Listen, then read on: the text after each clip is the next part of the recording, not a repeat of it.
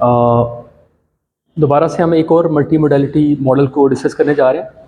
कुछ अर्सा पहले भी हमने एक मॉडल को डिस्कस किया था, शायद आपको याद हो कि ना याद हो, बता सकते हैं?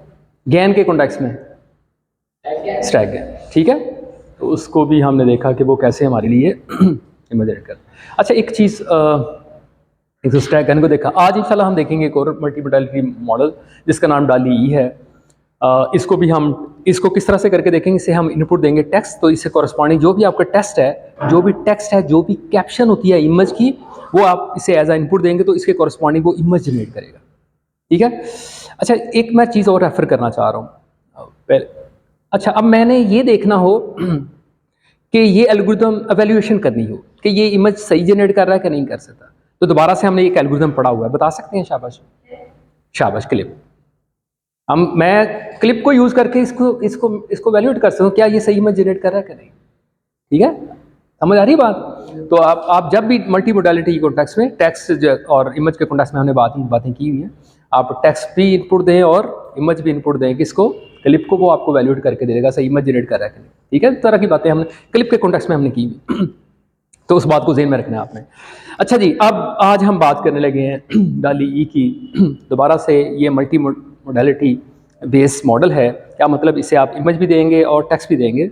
मतलब यहाँ हम इसे टेक्स्ट देंगे और इसके कॉरस्पॉन्डिंग वो उस कैप्शन, उस टेक्स्ट से कॉरस्पॉन्डिंग ये इमेज जनरेट करेगा, ठीक है। अच्छा, अब हम इसकी बात कर लेते हैं। इसके अंदर जो, अच्छा, आज के जो कंटेंट्स है ना, ये काफ़ी जगहों से मैंने लिए। यहाँ पे कई ब्लॉग्स से मैंने ये पढ़ा, वो मैं कुछ शेयर किए हुए हैं। डॉक्टर मुबारक शाह हैं, उनके कुछ स्लाइड्स हैं, वो मैं यहाँ पे शेयर करूँगा, और सो ऑन सो फोर्थ। मैं मेरे ख्याल जहाँ जहाँ पे मैंने कोई चीज़ें यूज़ की हैं, लोगों की रेफरेंस देने की कोशिश मैंने की है, ठीक है। तो आप वहाँ से एक्सप्लोर मज़ीद भी कर सकते हैं। अच्छा जी, चलें जी। सबसे पहली बात, ये जो मॉडल है इसके अंदर इसके आर्किटेक्चर को थोड़ा सा पहले डिस्कस कर लेते हैं। इसके अंदर जी देखें जी, दो कंपोनेंट हैं। एक कंपोनेंट क्या है? एक कंपोनेंट है बेसिकली वेरिएशनल, डिस्क्रीट वेरिएशनल ऑटोएनकोडर। ये बिल्कुल समझें ऐसे ही, ये वेक्टर क्वांटाइज्ड VAE की तरह उसी का एक वेरिएंट है, ऐसा मतलब उसका भाई है, थोड़ा सा उससे चेंज है। इसके अंदर जो लेटेंट स्पेस के अंदर क्वांटाइज्ड जो वेक्टर हम जनरेट करते हैं, जी वेक्टर जो कंप्यूट करते हैं, वो कंप्यूट करने का थोड़ा सा डिफरेंट तरीकाकार है। वो क्या है मैं इंशाल्लाह आपको बताता हूँ। लेकिन कहने का मतलब ये कि ये वाला जो मॉडल है, इसके अंदर जो इमेज को डील करने वाला कंपोनेंट है, जो इमेज को लेगा और उससे कॉरस्पॉन्डिंग एम्बेडिंग हमारे लिए जनरेट करेगा, लेटेंट स्पेस के अंदर क्वांटाइज रिप्रेजेंटेशन हमारी इनपुट इमेज की जनरेट करेगा। तो उसके लिए हम बेसिकली क्या यूज करेंगे? हम क्या यूज करेंगे? उस मॉडल का क्या नाम है? उसका नाम है हाँ जी, डिस्क्रीट वेरिएशनल ऑटो एनकोडर। ये बिल्कुल इसी तरह का है जैसे हमारा वेक्टराइज्ड क्वांटाइज्ड वेरिएशन ऑटो एनकोडर था, ठीक है, बिल्कुल उसी तरह का है। हाँ, थोड़ा सा फर्क है। वो कैसे कोड बुक में से कैसे वो फाइंड करता है कि कौन सा वेक्टर मुझे जी वेक्टर के साथ मैप करना है, वो फाइंड करने की लास्टली हमने देखा था, वो हम यूक्लिडियन डिफरेंस फाइंड कर रहे होते थे कि हर जो आउटपुट वेक्टर है उसको हम कोड बुक के वेक्टर के साथ कंपेयर कर रहे थे। तो जो सा कोड बुक वेक्टर हमारे इन जी वेक्टर के साथ मैप होता था उसको हम रिप्लेस कर देते, ऐसा कुछ करते थे ना, ठीक है। तो यहाँ पे वो यूक्लिडियन डिस्टेंस फाइंड करने वाला मामला नहीं है, नेबरहुड फाइंड करने वाला मामला नहीं है, यहाँ पे प्रोबेबिलिटी डिस्ट्रीब्यूशन को यूज करने वाला मामला, ठीक है। यानी कि ट्रेनिंग के लिए अंदर ही वो प्रोबेबिलिटी डिस्ट्रीब्यूशन को यूज करता है और उसको यूज करके किसी तरह से ऐसे में कोड बुक के में से ना, मैं इन अदर वर्ड अगर मैं ये बात कहूं तो गलत बात नहीं होगी, ऐसी समझिए वो वेटेड एवरेज जो कोड बुक के जो वेक्टर हैं उनका कोई वेटेड एवरेज कंप्यूट करता है और आउटपुट पे रखता है किसी एक लोकेशन पे, किसी एक वेक्टर की जगह पे। ये मैं बात क्या कह रहा हूं इंशाल्लाह मैं अभी आपको बताता हूं, ठीक है। दोबारा से मैंने बात किया क्या, हम डिस्क्रीट वेरिएशन ऑटो एनकोडर को यूज करेंगे जो VAE की तरह का ही है। हाँ, यहाँ पे नेबरहुड देखने का थोड़ा तरीका का डिफरेंट है, ठीक है। एक बात तो ये हो गई। अच्छा, दूसरा कंपोनेंट, अच्छा दूसरी एक और बात मैं लास्टली बात जैसी, हम क्यों वेरिएशन ऑटो एनकोडर से डिस्क्रीट ऑटो एनकोडर की तरफ मूव किए या VA की तरफ मूव किए? जी शाबाश, क्या वजह थी? ताकि मॉर्फ्ड इमेज ना जनरेट करे। देखिए, जो हमारी जी वेक्टर की जो स्पेस थी ना, वो कंटिन्यूस थी, कोई भी वैल्यू आ सकती है, लेकिन हमने उसे क्या किया, डिस्क्रीटाइज्ड किया, क्वांटाइज किया। क्या मतलब, हमने कहा ये जो कोड बुक है ना, बस इसी के अंदर से वेक्टर उठाने हैं। बड़ी तवज्जो से बात को प्लीज सुना है। कोड बुक के अंदर मैं कहता हूं 10 वेक्टर हैं, या मैं कहता हूं 100 वेक्टर हैं। 100 वेक्टर क्या है, गिने जा सकते हैं, डिस्क्रीट हैं, फिक्स्ड हैं। अब हम क्या करते हैं, इनपुट इमेज को हम हर सूरत मैप करते हैं किसके साथ, इन 100 वेक्टर के साथ। क्या मतलब, हमारे इनपुट इमेज के हर तरह के जो सेमेंटिक इंफॉर्मेशन है ना, वो हमने कैप्चर कर लिया किसके अंदर, इन 100 वेक्टर के अंदर, जो हमारे कोड बुक के वेक्टर्स हैं उनके अंदर। और कैसे करके, जैसे मैंने आपको लास्ट टाइम उसकी ट्रेनिंग करके आपको दिखाई कि जिसके अंदर जी हम क्या करते हैं, रिकंस्ट्रक्शन लॉस यूज करते हैं, कमिटमेंट लॉस यूज करते हैं, और कोड बुक को अपडेट करने वाला लॉस यूज करते हैं। ऐसा करने से बेसिकली क्या होता है, कोड बुक के जो जो वेक्टर्स हैं उनके अंदर हमारे इनपुट इमेज की सिमेंटिक इंफॉर्मेशन पड़ी है, बड़ी तवज्जो से, कोई सी एक डाटा सेट की जो हम जिस पे उसे ट्रेन कर रहे हैं, बजाय के देखें ये 100 वेक्टर के अंदर सिर्फ इंफॉर्मेशन और दूसरा जस्ट कंटिन्यूस, मतलब आपके पास आउटपुट क्यूब तो है लेकिन उसके अंदर जो फीचर वैल्यूज हैं वो कंटिन्यूस है। तो उस वजह से फिर क्या आ रही थी, मार्क निबल आ रहे थे। लेकिन मैं कहता हूं जो डिस्क्रीट है जी 100 है जी सिर्फ, या फिर मैं कहता हूं जी 10 है सिर्फ, इसका मतलब है पूरे डाटा सेट की जो आपने सेमेंटिक इंफॉर्मेशन है, ठीक है, इंपॉर्टेंट जो इंफॉर्मेशन है वो आपने इन 100 या इन 10 वेक्टर के अंदर डाल दी। अब यहां से ही आप सैंपल निकालेंगे और आउटपुट प्रोड्यूस करेंगे। ऐसा करने से क्या होगा, मार्क्स आउटपुट जनरेट नहीं होगी, इमेजेस वैसे ही जनरेट होंगे जैसे आपके ओरिजिनल डाटा सेट के अंदर। ठीक है, तो ये हमने लास्टली बात की, तो यही यहां पे भी वही आइडिया ही है। अच्छा, एक बात तो ये हो गई कि हमने डिस्क्रीट वेरिएशन ऑटो एनकोडर को यूज करना है, और ऐसा करने से हम बेसिकली क्या कर रहे होंगे, हम अपने इनपुट इमेज से के लिए लेटेंट स्पेस को लर्न करेंगे और उसे फिर क्वांटाइज करेंगे, और उसके बाद फिर हम आउटपुट इमेज जनरेट करेंगे। एक बात तो ये होगी, ठीक है, एक कंपोनेंट ये है। दूसरा कंपोनेंट वो है जनाब ट्रांसफार्मर का। दूसरा कंपोनेंट क्या है, वो है ट्रांसफार्मर का। बेसिकली ट्रांसफार्मर क्या करता है जी, ट्रांसफार्मर क्या करेगा, ऐसे ही समझे ट्रांसफार्मर जो हमने पहले पढ़ा उसका डिकोडर पार्ट जस्ट आपने मैप करना है, जो हमने इंग्लिश से फ्रेंच सेंटेंस के अंदर ट्रांसलेशन की, बिल्कुल तकरीबन वैसा ही कुछ मामला है, उससे मिलता जुलता ही कुछ मामला है। लेकिन इस वाले केस के अंदर हम जस्ट ट्रांसफार्मर का डिकोडर पार्ट जो पहले किसी लैंग्वेज पे ट्रेंड है उसको हम यूज करेंगे। कैसे करके यूज करेंगे अब ये मैं आपको बताता हूं। देखें हम इसे यूज कैसे करेंगे, इसको ट्रेनिंग और इसको इन्फ्लुएंस के लिए कैसे यूज करना है, अब जरा बातें उस हवाले से होने लगी है। डिटेल में इंशाल्लाह थोड़ी देर तक बताता हूं। बेसिकली आपने करना क्या है, इस इस ट्रांसफार्मर को आपने इनपुट क्या देनी है, आपने वो इमेज की कैप्शन देनी है। ठीक है, इसने क्या देनी है आपने इनपुट, इसे कैप्शन देनी। इसके कॉरस्पॉन्डिंग उसने क्या करना है, इन कैप्शन को इनपुट लेना है और इसके कॉरस्पॉन्डिंग वैसे ही, हाँ जी, इसके कॉरस्पॉन्डिंग वैसे ही आउटपुट जनरेट करनी है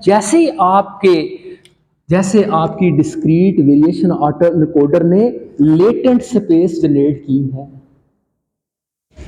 इसने क्या करना है, इसने भी वैसे ही, मतलब ट्रांसफार्मर ने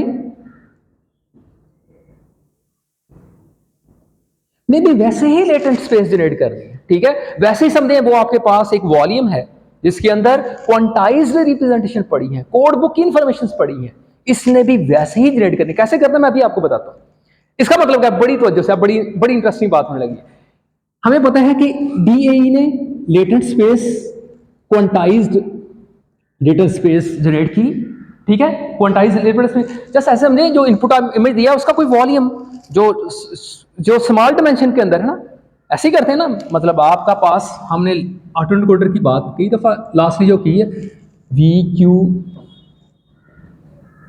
VAE की, ये ऑटो एनकोडर ही है। आपने इनपुट इमेज दिया यहां से, इसके कॉरस्पॉन्डिंग इसने क्या, ये वॉल्यूम जनरेट किया। ऐसे जो कॉन्वोल्यूशनल न्यूरल नेटवर्क का खासा है वही ये जनरेट किया, और इसको फिर आपने यहाँ पे कोड बुक थी हमारे पास, कोड बुक को यूज करके आपने इस वॉल्यूम को बेसिकली क्या कर लिया, इसको क्वांटाइज कर लिया। ऐसी है, इसे डिजिटाइज करके यहाँ पे जो वैल्यूज, यहाँ पे जो हर वेक्टर है उसे आप रिप्लेस कर देते हैं किसके साथ, यहाँ पे पड़े हुए जो कोड बुक के अंदर, आपकी जो कोड बुक के अंदर पड़े हुए वेक्टर हैं उनके साथ। ऐसे ही है ना, तो ये रिप्रेजेंटेशन आपके पास आ गई। ये लेटेंट स्पेस है बेसिकली, ये क्वांटाइज लेटेंट स्पेस है जिसे मैं कह रहा हूँ। अब फिर क्या करते हैं, मतलब इस स्पेस से लेके मैं ऑटो एनकोडर की पूरी बात कर रहा हूँ, वी ए की, ये इस वैल्यू को लेता है, इस वॉल्यूम को लेता है, तो इसका कॉरस्पॉन्डिंग वो क्या करता है, उसका, हाँ जी, उसका डिकोडर पार्ट क्या करता है, वो दोबारा से डेसिनेट करता है। ये पढ़ा था ना हमने लास्ट टाइम, ठीक है। ट्रांसफार्मर क्या करता है, ये हमने ट्रेनिंग कर ली है, किसको, कि हमने कहा ये नहीं हम यूज करेंगे, बल्कि इसकी जगह पे क्या यूज करेंगे, वेक्टराइज क्वांटाइजेशन नहीं, डिस्क्रीट वेरिएशन ऑटो एनकोडर। तो ये क्या करेगा, ये जो भी आप इसे इनपुट देंगे उसके कोरस्पॉन्डिंग, हाँ, इसी तरह की जो है वो लेटेंट स्पेस जो है वो जनरेट करेगा, क्वांटाइज लेटेंट, उस लेटेंट स्पेस को यूज करके हम डिकोडर को देंगे तो डिकोडर हमारे पास ओरिजिनल नंबर देगा। तो ये बात हमने कर ली है, हमारे पास जो डिस्क्रीट वेरिएशन ऑटो एनकोडर है उसकी। अब मैं बात कर रहा हूं किसकी, ट्रांसफार्मर, दूसरे कंपोनेंट की। ट्रांसफार्मर क्या करेगा, ट्रांसफार्मर को आपने इस इमेज की कैप्शन देंगे, वो क्या करेगा, इस इमेज की कैप्शन के कोरस्पॉन्डिंग वो यही डिस्क्रीट वेरिएशनल जो डिस्क्रीट स्पेस है ना, ऐसे ही समझे, वो उसी तरह की कोई चीज जनरेट करेगा। मैं कहता हूं सम हो, ये जो ट्रांसफार्मर है इसे आपने कैप्शन इनपुट दी, इसने क्या जनरेट कर दिया, इसने यही डिस्क्रीट जो हमारी लेटेंट स्पेस है उसे जनरेट किया। अच्छा जी, इसने ये जनरेट कर दिया, फिर ये वाली इनपुट किसको देंगे आप जो आपका डिस्क्रीट वेरिएशन ऑटो एनकोडर है उसका डिकोडर पार्ट से देंगे, तो वो क्या जनरेट करेगा, एक्स जनरेट कर, उससे ट्रेन कर लिया, उसे जनरेट करना आता है, इस एक्स को लेके दोबारा ओरिजिनल इमेज जनरेट करना आता है। यानी कि बिग पिक्चर में जो मैं आपको बता रहा हूं ना, ऑनेस्टली सारा कुछ है ऐसे ही, डिटेल में भी ऐसे ही करके है।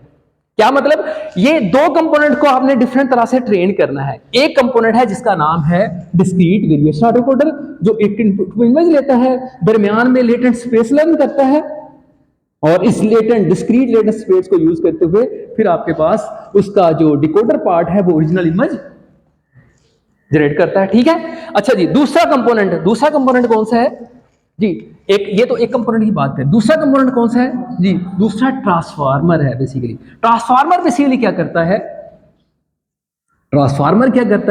ट्रांसफार्मर ये जनरेट करता है, ट्रांसफार्मर क्या लेता है, ट्रांसफार्मर बेसिकली इनपुट क्या लेता है, वो इनपुट लेता है कैप्शन, इस एक्स इमेज की कैप्शन। हम पेड डेटा सेट पे इसे ट्रेन करेंगे, इस मॉडल को पेड डेटा, ये क्या करेगा, ये कैप्शन लेगा इस इमेज की, इसके कॉरस्पॉन्डिंग क्या जनरेट करेगा, ये लेटेंट रिप्रेजेंटेशन, और इस लेटेंट रिप्रेजेंटेशन को अगर हमारे पास आ जाए तो हमारे पास डिकोडर है, वो क्या करेगा, दोबारा से ओरिजिनल इमेज जनरेट करता है। दैट्स इट, ये प्रोसेस है जी। वो कैसे करके मैं अभी आपको बताता हूं, ठीक है। बिग पिक्चर समझ आ गया, डिटेल अभी मैं इंशाल्लाह ऐड करता हूं, यानी कहानी आपको समझ आया, अच्छा ये इस तरह से करके काम करता है, ठीक है। ये दो कंपोनेंट ऐसे इस तरह से करके रोल है। स्टेज 1 के अंदर रोल है डिस्क्रीट वेरिएशन ऑटो एनकोडर का, उसे हमने ट्रेन करना है, और स्टेज 2 के अंदर हमने ट्रांसफार्मर को फाइन ट्यून करना है, ट्रांसफार्मर का जो डिकोडर पार्ट है उसे फाइन ट्यून करना है, किस पे, कैप्शंस पे, ठीक है, ताकि किसी तरह से हम ये जनरेट करें डिस्क्रीट रिप्रेजेंटेशन, और डिस्क्रीट रिप्रेजेंटेशन से हमें पता है कि डिकोडर हमारे पास है ऑलरेडी, उससे इस रिप्रेजेंटेशन में ओरिजिनल इमेज जनरेट करना आता है, ठीक है। तो इसका मतलब क्या हुआ, हमने ट्रांसफार्मर को जो ट्रेन करना ना, इस तरह से करके करना है ट्रेन, यानी कि उसके लास्ट फंक्शन ऐसे करना है, भाई जो भी तुम यहाँ पे वेक्टर जनरेट करो ना, वो बिल्कुल वैसे ही हो जो एक्स से कॉरस्पॉन्डिंग वेक्टर जनरेट किया, बस इस पे हमने उसे ट्रेन करना जी। नो, जब हमने ट्रेनिंग करनी है तो पेयर इमेजेस सुपरवाइज वे से हमने इसे ट्रेनिंग करनी है, ठीक है, यानी कि ये मेरा इमेज है और इसकी कॉरस्पॉन्डिंग मेरे पास कैप्शन होनी चाहिए। तो ये जनाब बिग पिक्चर में सारी चीजें थी। अब हम इंशाल्लाह इसे डिटेल से देख लेते हैं, ठीक है जी। कैसे करके, बड़े गौर से प्लीज आपने देखना। ये देखें जी, जैसे एक एग्जांपल दिखाई है, ठीक है, ये आपने एक कैप्शन लिखी है और इसके कॉरस्पॉन्डिंग देखें डाली ई ने ये जो इमेज है वो जनरेट की,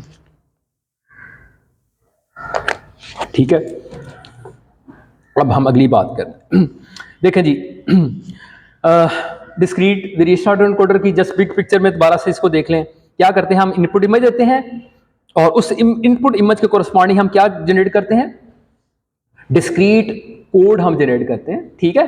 और इन डिस्क्रीट कोड को हम देते हैं किसको, डिकोडर को, वो क्या करता है हमारे लिए इमेज जनरेट करता है, ठीक है।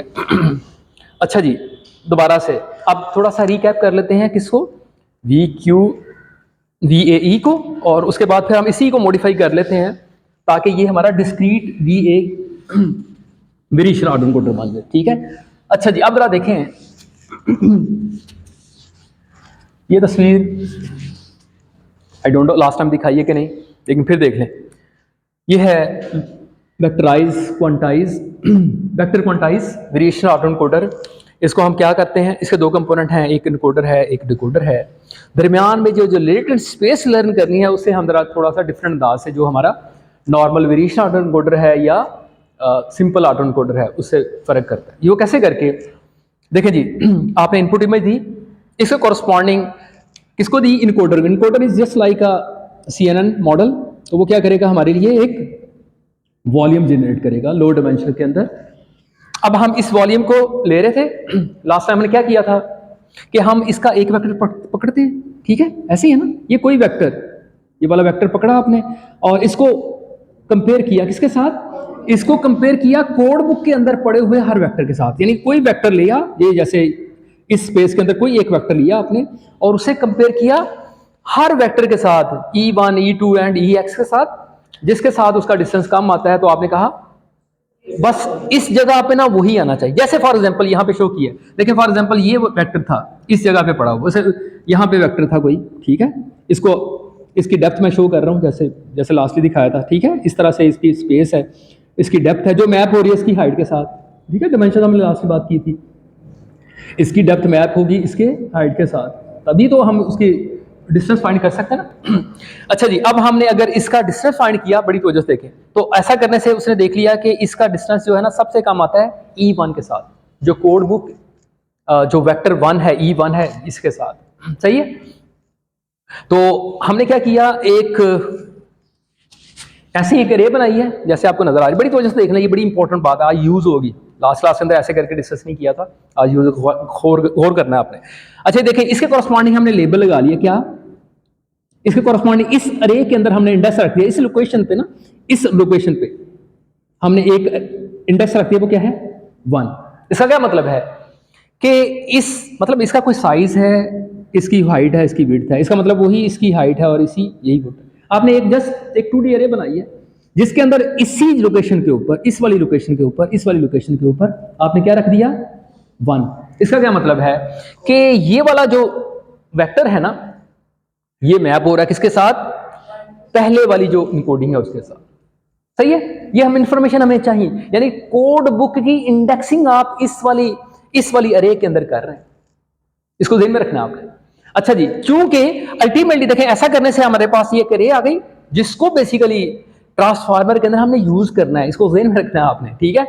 ये हमारे पास डिस्क्रीट रिप्रेजेंटेशन आ गई और हमारे पास इंडेक्सिंग आ गई, वैल्यूज नहीं आई, इंडेक्सिंग, कि ये जो मेरा वेक्टर है इसका क्या इंडेक्स नंबर था वो यहां पे आ गया, ठीक है। उसके बाद हम क्या करते हैं, जस्ट लुकअप टेबल का वाला मामला है, क्या मतलब, अब मैंने इसको नई क्यू बनानी है इसी साइज की, जो ये वाली साइज है, जो ये साइज है उसी की नई मैंने हाइट विड्थ और डेप्थ की बनानी है। तो सिंपल मैं क्या करूंगा, मुझे किस चीज को देखने की जरूरत है, मैं सिंपल इस वाली एरे को देखूंगा कि मुझे इस इंडेक्स पे क्या रखना है। देखिए क्या रखा है हमने, E1 वेक्टर रख दिया, उसकी जो वैल्यूज है यहां पर रख प्लग कर दिया बस। तो ऐसा करने से बेसिकली अगेन सेम डायमेंशन की हमने जो है features representation, latent space quantize representation जो है हमने वो जनरेट कर ली, और वो हम किसे देते हैं, दोबारा से हमारा जो CN का डिकोडर पार्ट है उससे, तो वो क्या करेगा हमारे लिए, तो इसको हमने ट्रेन किया था, ये लास्टली बात हो, ठीक है, ये बात समझ आ गई।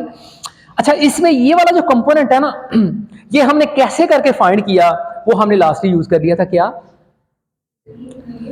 यूक्लिडियन डिस्टेंस, ठीक है, in order to see the difference between, ये हमारा कोई एक वेक्टर है उसका इसके साथ डिफरेंस, सही है। इस बात को ध्यान में रखना, क्योंकि ये है ट्रांसफार्मर की जो ट्रेनिंग के अंदर ना, ये वाली इंफॉर्मेशन हमने ऐसे ही यूज कर, ठीक है, इसको ध्यान में रखना आपने।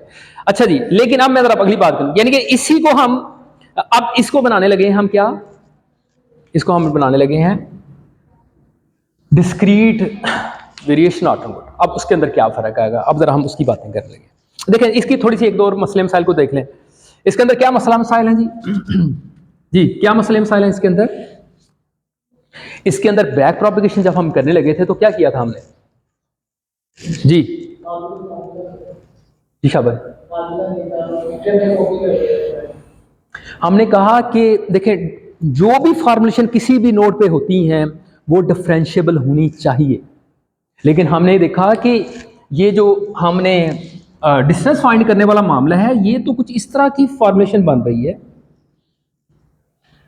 तो इस वाले फॉर्मुलेशन को तो हम कभी भी जो है उसका जो है डेरिवेटिव फाइंड ही नहीं कर सकते। यानी कि इसका मतलब क्या है, जिसका डिस्टेंस सबसे कम आता है उसको इसकी जगह पे रख दो, ठीक है। ये तो इस वाली फॉर्मेशन को तो कभी हमने डिफरेंशिएशन करना सीखा ही नहीं, तो फिर क्या तरीका कार इस्तेमाल किया था? जी शाह भाई, डिटैच किया था, लेकिन कैसे करके? वो फॉर्मुलेशन थी, हाँ जी शाबाश जी, उस तरीका कार का नाम है, हाँ जी,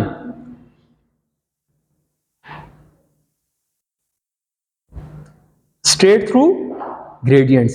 ऐसे ही था ना कुछ किया, वो जो आप डिटैच कर रहे हैं कि हमने कहा जी हम बी आउटपुट लेना चाह रहे हैं, तो आप क्या करें, याद है हमने कहा ए मतलब बी लिख रहे हैं सच ऐसे ही, और इसके अंदर ए को माइनस कर दें, लेकिन फिर क्या करें, आप इस वाले पार्ट को क्या कर दें, डिटैच।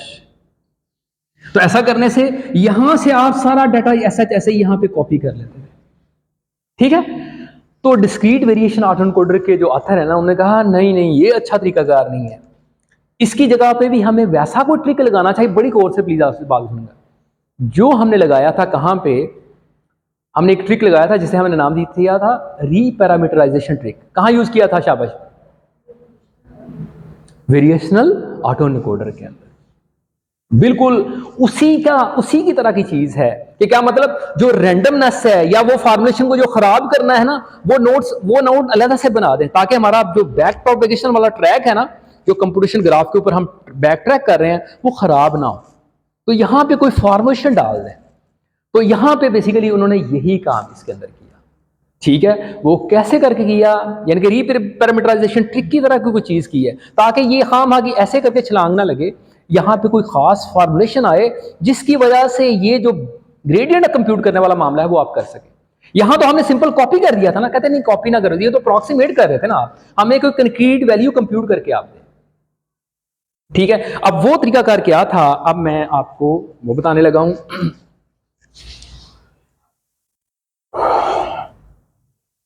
ये लास्टली हमने डिस्कस कर लिया, ठीक है। ये स्ट्रेट थ्रू एस्टिमेटर, यही आप किया था, जस्ट कॉपी कर दें, सही है। ये बात लास्टली हमने डिस्कस कर ली थी, ये अभी आपने जो मुझे बताया, यही बातें हमने यहाँ पे शुरू की हैं। अच्छा जी, ये है जी बिग पिक्चर के अंदर, ये है डिस्क्रीट वेरिएशन ऑटोएनकोडर की तस्वीर, ठीक है, जो मैंने यहाँ से ली है। इनकोडर डिकोडर ऐसा जैसे ही है, कोड बुक भी है इसके अंदर, और कोड बुक से हम ये नई स्पेस जनरेट करते हैं, क्वांटाइज रिप्रेजेंटेशन, वो भी ऐसे जैसे ही, ठीक है। अब हम इसे सैंपल जो करते हैं, कोई खाम हाँ वाला सैंपल, वो कोई कंडीशन लगा के नहीं कि इफ सबसे कम हो तो तुम फिर पेस्ट होना, तुम कोड बुक से वेक्टर पेस्ट अदरवाइज ना होना, ठीक है, ऐसा कुछ नहीं है। जस्ट एक यानी कि क्या मतलब, हर यहां पे जो नोड आपको नजर आ रहा है ना, जो नोड नजर आ रहा है, इसके कॉरस्पॉन्डिंग आप ग्रेडियंट कंप्यूट कर सकते हैं। ये कहने का मतलब है, क्या मतलब, आप ऐसे बैक ट्रैक करते हुए इनकोडर की तरफ जा सकते हैं, ठीक है। अब ये तरीकाकार क्या है, इसके अंदर आइडिया क्या यूज किया गया, बड़ी तो जस्ट प्लीज आपने सुनना है, क्योंकि असल वाली बात मैं आप करने लगा हूं। तो आइडिया क्या है, गैम्बल सैंपलिंग का। गैम्बल सॉफ्ट मैक्स, ठीक है, गैम्बलिंग सॉफ्ट मैक्स वाला आइडिया को यूज किया इस मकाम के लिए। वो कैसे करके लिया, मैं जस्ट ना एक मैं आइडिया हाईलाइट कर दिया है, जैसा आप ये समझें कि इसका मकसद क्या है। मकसद ये है कि बैक प्रोपेगेशन किस तरह से हो सके, वो जो दरमियान में वो जो बैक प्रोपेगेशन करते हुए लिंक टूट रहा था ना, उसे जोड़ दिया किसी तरह से उन्होंने। वो कैसे करके जोड़ा है, अब मैं उस फार्मूले को एक्सप्लेन नहीं करने लगा, जस्ट वो फार्मूला आपको दिखाने लगा कि इस वाले नोड को उन्होंने कैसे करके फिल किया और कैसे रिजल्ट बेहतर अचीव किए। अब वो वाली बात देख लें, ये बातें यही दोबारा से इसी तस्वीर को ऐसे करके दिखाया मैंने आपको। उसी तस्वीर को दोबारा से फिर हम दिखा रहे हैं, यानी कि ये जो कोड बुक से पहले हम यहाँ पे ये सॉफ्ट मैक्स की कोई वेरिएशन है, ये सॉफ्ट मैक्स की वेरिएशन है। ये मेरे पास इनकोडर की तरफ से आई हुई इंफॉर्मेशन है, वहां से वैल्यू लूंगा। ये जो रैंडमनेस वाला एस्पेक्ट है ना, गैम्बलिंग वाला एस्पेक्ट यहाँ पे हमने डाला हुआ है। ठीक है, ये क्या है, मैं परेशान ना होइएगा कि क्या हो रहा है। ठीक है, अभी इसको मैं कंक्रीट करने लगा हूँ। अगर आपको कोई बात भी समझ ना आ रही हो तो ये वाली बस फॉर्मुलेशन देख लें। क्या मतलब, हम ये कंप्यूट कर रहे हैं, जी वेक्टर जो है ना, जी लेटेंट स्पेस है ना, ये हमने कंप्यूट करनी है ना, तो इस वाली फॉर्मुलेशन को यूज करना है, बस ये समझे। क्या मतलब, सॉफ्ट मैक्स मैंने बात की थी दोबारा से, डिस्क्रीट जो हमारा वेरिएशन ऑटोकोडर है वो क्या लर्न करता है, वो प्रोबेबिलिटी डिस्ट्रीब्यूशन लर्न करता है। ठीक है, प्रोबेबिलिटी डिस्ट्रीब्यूशन लर्न करने का इसका क्या मतलब है, किसी भी नोड पे मैं कहता हूं प्रोबेबिलिटी डिस्ट्रीब्यूशन आ जाए, प्रोबेबिलिटी आ जाए, तो आप क्या करते हैं, और काफी सारे नोड हैं, ठीक है, आप चाह रहे हैं सभी पे जो भी वेक्टर आउटपुट आए ना वो प्रोबेबिलिटी डिस्ट्रीब्यूशन आए, तो फिर क्या करते हैं, क्या अप्लाई करते हैं आप, सॉफ्ट मैक्स अप्लाई करते हैं। तो ये सॉफ्ट मैक्स का ही वेरिएंट है, इसके अंदर कुछ चीजें हैं, मतलब मैं अभी आपको दिखाता भी हूं। ठीक है, ऐसे में ये सॉफ्ट मैक्स की वेरिएशन लगा के हमने ये चीज कंप्यूट की है, और उसके बाद फिर हम क्या करते हैं, और हम उसके बाद सॉफ्ट मैक्स की जो भी आउटपुट आए उसको हम वेटेड एवरेज जो है वो कंप्यूट करते हैं, कोई भी किसी भी जगह पे नया जो वेक्टर है ना वो रखने के लिए। मैं ये बात सारी क्या कह रहा हूं, ये देखें जरा, ये था ना मेरे पास वॉल्यूम, बड़ी तो वजह से इस बात को ब्रीफ सा करके बता रहा हूं, लेकिन मैं ये चाह रहा हूं आइडिया आपको समझ आ जाए, फार्मूले की बेशक आपको समझ ना भी आए तो कोई मसला नहीं। ये था हमारा, ये वॉल्यूम हमारे इनकोडर ने हमें दिया इनपुट इमेज के कॉन्टेक्स्ट में। हमने क्या किया, हमने कहा तुम ऐसे वॉल्यूम, तुम इसके कॉरस्पॉन्डिंग ना तुम डिस्क्रीट डिस्क्रीट रिप्रेजेंटेशन आ जाओ, किसकी, डिस्क्रीट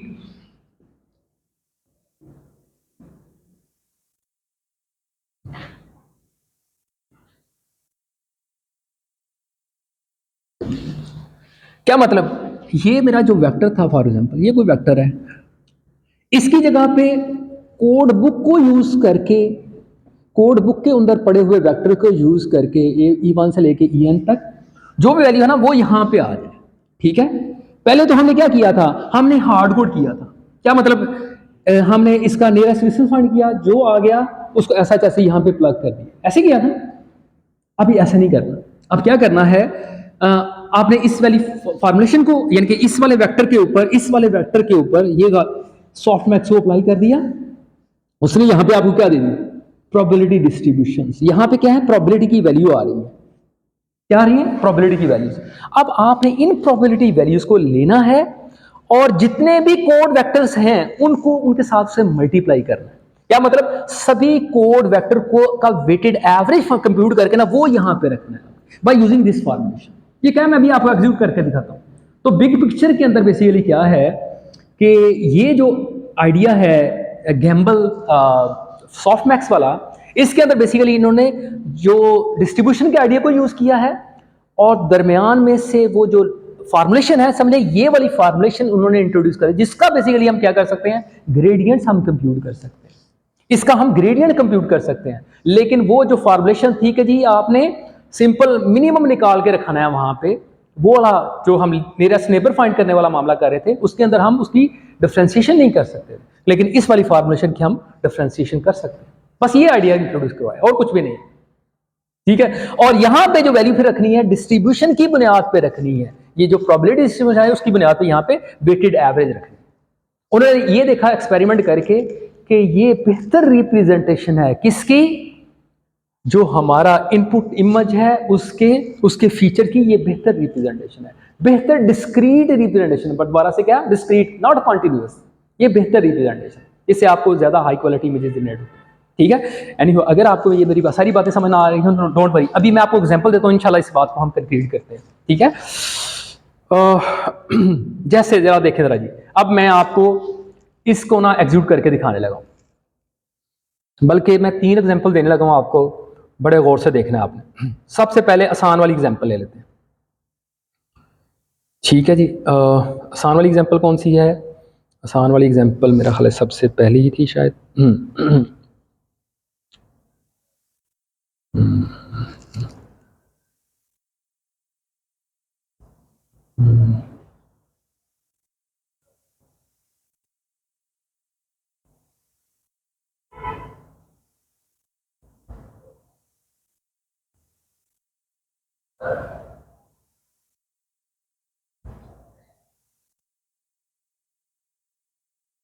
जी, सबसे आसान एग्जाम्पल, बड़े गौर से देखिएगा प्लीज। मेरे पास ये है डाटा सेट, जरा गौर से देखें जरा, ये एग्जाम्पल जरा टॉय एग्जाम्पल जरा देखें। ये जितनी बात मैंने डिस्क्रीट ऑटो एनकोडर की मैं कर रहा हूं उसके बारे में, इसकी एक्सप्लेनेशन कुछ यहाँ। ये मेरे पास जो वॉल्यूम आया 2x2 का ग्रिड है, और इस ग्रिड की जो डायमेंशन है, मतलब यहाँ पे क्या पड़ा है, कितने साइज का है, 3 डायमेंशन। क्या मतलब 2x2, ठीक है। ये वॉल्यूम जनरेट हुआ, और मेरे पास कोड बुक है, उसके अंदर कितने मेरे पास वेक्टर्स हैं, 3 हैं, और हर एक को हमने ऐसे करके उसकी वैल्यूज जैसे आपको नजर आ रही है, ठीक है।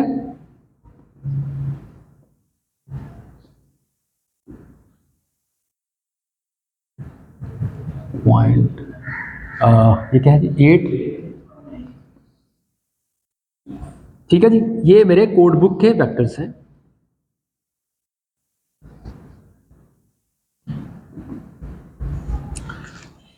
ठीक है, और ये आपको यहाँ पे पड़ी हुई वैल्यू नजर आ रही है, ये क्या है, ये जो पहला वेक्टर है इसकी वैल्यू प्रोबेबिलिटी, जी इसकी जो वैल्यूज हैं वो क्या है, 1, 2 और 0.5। इसी तरह से दूसरी पोजीशन पे जी यहाँ पे 1.5 और 1, और इसी तरह से आपको समझ आ गया यहाँ पे ये जो वेक्टर्स हैं, ये मेरा तीसरा वेक्टर है, ये चौथा वेक्टर, ऐसे वैल्यू पड़ी है, ठीक है जी। अब हम सबसे पहले ना सैम्पलिंग करते हैं by using idea hard sampling. क्या मतलब, आप जस्ट ये देखें, जो वैल्यू सबसे बड़ी है ना उस वाले वेक्टर को उठा लें।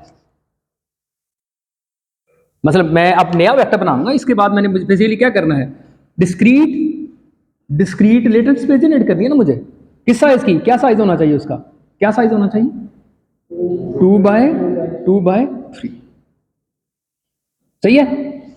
अब मैं सादा तरीकाकार बताने लगा हूं, सबसे आसान तरीकाकार क्या है जो यहां पे पहले हमने शेयर किया आपसे, ताकि जस्ट ना कॉन्टेक्स्ट एस्टेब्लिश हो जाए। मैं इस वाले आइडिया को, ये देखें, हार्ड सैम्पलिंग, क्या देखें, ये मेरा वेक्टर था, ये वैल्यू थी ना, मैक्सिमम वैल्यू कौन सी आ रही है जी, आप समझिए ये probability distribution, for instance although यहाँ पे प्रोबेबिलिटी डिस्ट्रीब्यूशन की कोई बात नहीं की, समझे, प्रोबेबिलिटी डिस्ट्रीब्यूशन आ गई, सॉफ्टमैक्स की आउटपुट आ गई इस पे ना, तो आपने कौन सी पिक करना है जी, इसके कॉरस्पॉन्डिंग कौन सी वैल्यू सबसे बड़ी है जी, सबसे बड़ी कौन सी वैल्यू है, ये 2 वाली ना, यानी कि व्हेन इंडेक्स 0, 1, 2 इंडेक्स करूं तो ये वाली, इसका मतलब क्या है, इस वाले वेक्टर को रिप्लेस कर दें किसके साथ, E1 के साथ, नजर आ रहा है आपको, ठीक है, किसके साथ, E1 के साथ, ये समझ आ रही बात। ये मैं हार्ड सैंपलिंग कर रहा हूं, हार्ड सैंपलिंग का मतलब कोड बुक से मैं कौन सा वेक्टर निकालूं, मैं जस्ट प्रोबेबिलिटी डिस्ट्रीब्यूशन देख रहा हूं, मैं कहता हूं ये अज्यूम करें ये प्रोबेबिलिटी डिस्ट्रीब्यूशन पड़ी है, आदो ये नहीं है, तो प्रोबेबिलिटी डिस्ट्रीब्यूशन की ऐसी कोई वैल्यू आएगी ना, उनको सम करेंगे टोटल 1 होगा, सही है। तो मैं जो सबसे बड़ी प्रोबेबिलिटी डिस्ट्रीब्यूशन आ रही है ना, बस वो जिस इंडेक्स पे है उसे कॉरस्पॉन्डिंग मैं वेक्टर उठा लूंगा, यानी कि इस वेक्टर की जगह पे मैं क्या रिप्लेस कर दूंगा, इस पूरे वेक्टर की जगह पे क्या रख दूंगा, E1 जो वेक्टर है, इसको सेकंड वाले को रख दूंगा। इसी तरह से सेकंड पोजीशन देखें जरा, इस पोजीशन पे जी, फॉर एग्जांपल मैं कहता हूं ये प्रोबेबिलिटी डिस्ट्रीब्यूशन है, आल्दो वो नहीं है क्योंकि 1.5 तो हमें पता है कभी वैल्यू नहीं होती प्रोबेबिलिटी की ना, ठीक है। लेकिन आप देखें, हाँ जी, सबसे बड़ी वैल्यू कौन सी है, 1.5, इसका मतलब क्या है, दोबारा से इसके जवाब क्या आ जाएगा, तो ये हम हार्ड सैंपलिंग कर रहे हैं, कहां से, कोड बुक से। एक तरीकाकार तो ये होता है, जस्ट आपको दिखाना ये चाह रहा हूं कि कैसे लोग, कैसे सैंपलिंग करने का क्या तरीकाकार है, कैसे हम डिस्क्रीट रिप्रेजेंटेशन अपनी इनकोडिंग के अंदर लेके आए, लेटेंट स्पेस के अंदर लेके आए। अच्छा जी, एक तरीकाकार तो ये है। दूसरा, no e is the vector, ये ई इज द वेक्टर, ये वेक्टर है, कोड बुक वेक्टर का नाम है, ये वेक्टर का नाम है, ये नाम था ना हमने इसका रखा, ये इंडेक्स पहला है, ये दूसरा वेक्टर है, ये तीसरा वेक्टर है, इसका नाम रख दिया, इसकी पूरी वैल्यू को हम इस जगह पे रख देंगे, ठीक है। यानी कि मैं कहता हूं ऐसा करने से इसकी जगह पे क्या वैल्यू आ जाएगी, जो E1 की है, क्या मतलब यहां पे आ जाएगी 0.1, 0.2 और यहां पे 0.3, और फिर हमने इसका भी यही डिसाइड किया, इसका मतलब इसके अंदर भी यही वैल्यू आएगी। अगर मैं फॉर एग्जांपल हार्ड सैंपलिंग कर रहा हूं तो अभी जो मैंने आपको थोड़ी देर पहले दिखाया, एक बात क्लियर है। अच्छा जी, लेकिन ये तरीकाकार लोग इस्तेमाल नहीं करते, जैसे आपको सैंपलिंग बता रहा हूँ सैंपलिंग कैसे करते। अच्छा, दूसरा तरीकाकार soft sampling, simple soft sampling, वो कौन सा तरीकाकार है वो जरा ये देख लें आप। ये हार्ड सैंपलिंग की बात कर ली, अब जरा हम सॉफ्ट सैंपलिंग की पहले बात करते हैं।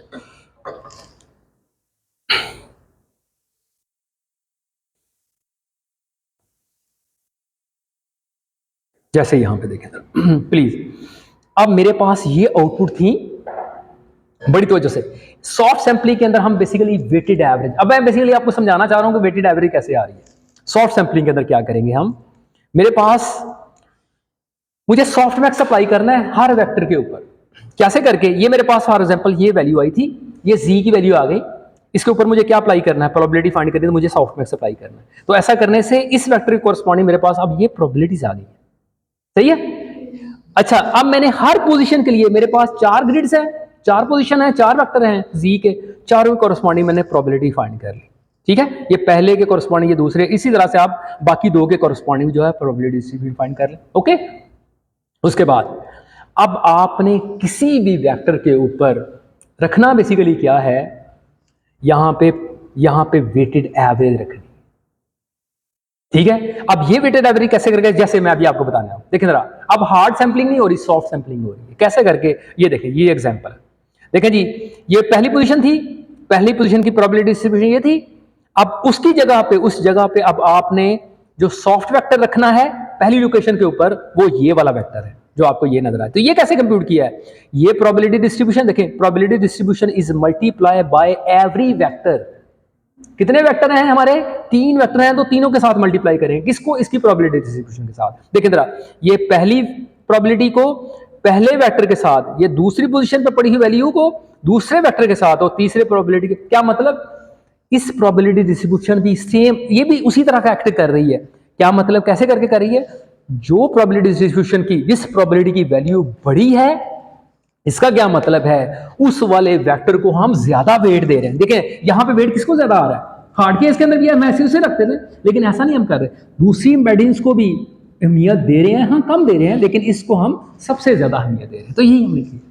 अब ये वेटेड है, अब ये पहली पोजीशन पे जो है हमारा वेक्टर ये नहीं है, बल्कि ये वाला वेक्टर आ गया, वो क्या है वैल्यू जी, 0.365, दूसरा 0.4 समथिंग, तीसरा 0.5, तो ये वेक्टर हमने इस जगह पे रख दिया, ठीक है। This is another way, this is sampling, soft sampling simple मैंने किया, लेकिन असल में डिस्क्रीट वेरिएशन ऑटोन कोडर के अंदर ये वाली सैंपलिंग यूज नहीं हुई, बल्कि कौन सी वाली है, कौन सी वाली है, गैम्बल सॉफ्ट मैक्स। वो वाला फार्मूला क्या है, वो ये वाला ये देखें जरा जी,